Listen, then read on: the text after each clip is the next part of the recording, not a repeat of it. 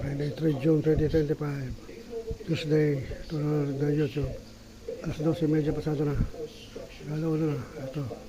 Paano nilusob ng Ukraine FPV ang Russia, deep inside Russia. Kamikaze drones use Russia's Pearl Harbor. Yun.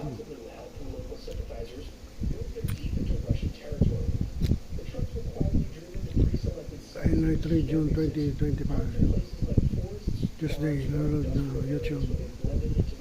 Nangyaring kamikaze attack ng Ukraine sa Russia kahapon.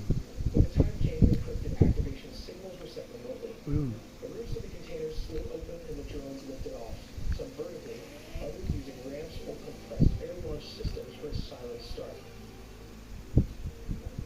Sites were positioned just a few kilometers around 2 miles from their target.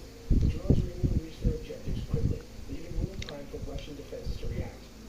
Operators guided them in real time using live video feeds, steering the drones with precision toward parked aircraft, fuel depots, and radar installations. Signal lost.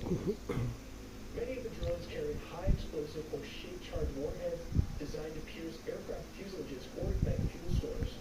Some exploded on impact, while others used delayed fuses to cause maximum damage after reaching their targets. The operation was more than just a tactical win. It highlighted the growing sophistication of drone warfare and Ukraine's ability to strike deep inside. Maraming target sa Russia na overcome Russian defense, air defense.